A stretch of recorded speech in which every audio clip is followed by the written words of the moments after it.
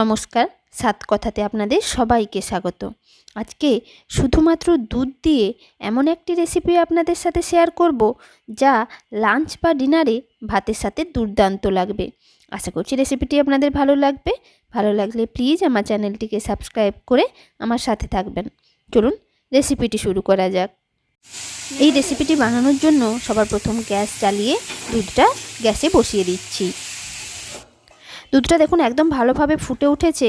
এবার একটি বাটির মধ্যে আমি একটা গোটা পাতিলেবু নিচড়ে নিয়েছি আর তার মধ্যে কিছুটা জল মিশিয়ে নিয়েছিলাম। জল মেশানো পাতিলেবুর রসটা দুধের মধ্যে দিয়ে দিলাম।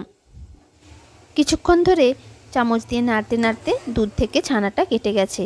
আর দেখুন ছানা আর জল একদম আলাদা হয়ে গেছে। এবার আমি গ্যাসের ফ্লেমটা অফ করে দিচ্ছি। ছানা থেকে জলটা ঝরিয়ে নিয়ে ছানাটাকে এবার ছেঁকে নিচ্ছি।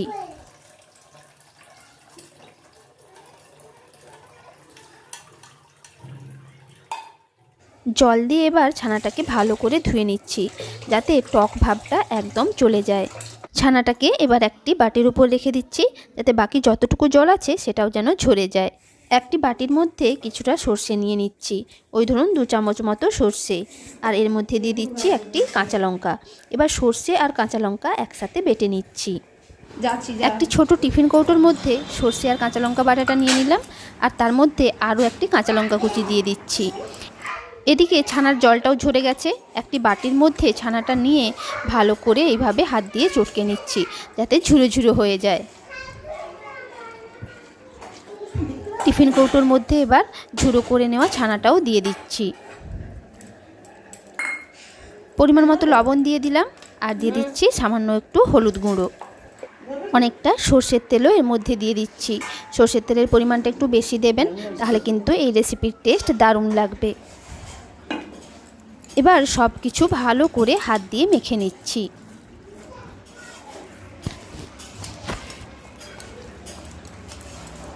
চলুন মেখে নিয়েছি। এবার ওপর থেকে আর একটু সর্ষের তেল দিয়ে দিচ্ছি। ঢাকনাটাও লাগিয়ে দিলাম। জাস্ট একটু আগেই ফ্যান গেলে ভাতটা নামিয়েছি। এবার ভাতটার মাঝামাঝি এইভাবে একটু ফাঁকা জায়গা করে নিচ্ছি। চারিদিকে ভাতটাকে সরিয়ে দিয়ে মাঝখানটা একটু ফাঁকা করে নিয়ে টিফিন কৌটোটা ওই ফাঁকা জায়গায় বসিয়ে দিচ্ছি। তারপর সাইডের ভাতগুলো দিয়ে ওপরটা যতটা সম্ভব ঢাকা যায় ততটা ঢেকে দিচ্ছি। চলুন ঢেকে দিয়েছি। এবার ভাতটা ঢাকা দিয়ে দিচ্ছি, একদম খাওয়ার আগে খুলবো। প্রায় আধ ঘন্টা মতো ঢেকে রেখেছিলাম। এবার টিফিন কৌটোটা বের করে নিচ্ছি। চলুন এবার ঢাকনাটা খুলে ফেলি।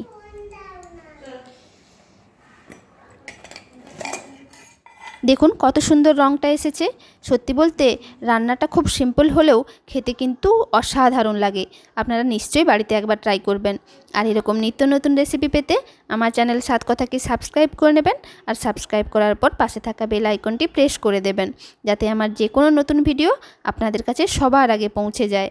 আর এই রেসিপিটি ভালো লাগলে একটি লাইক করে দেবেন, সবার সাথে শেয়ার করবেন, আর নিচে কমেন্ট করে জানাবেন কেমন লাগলো। নমস্কার।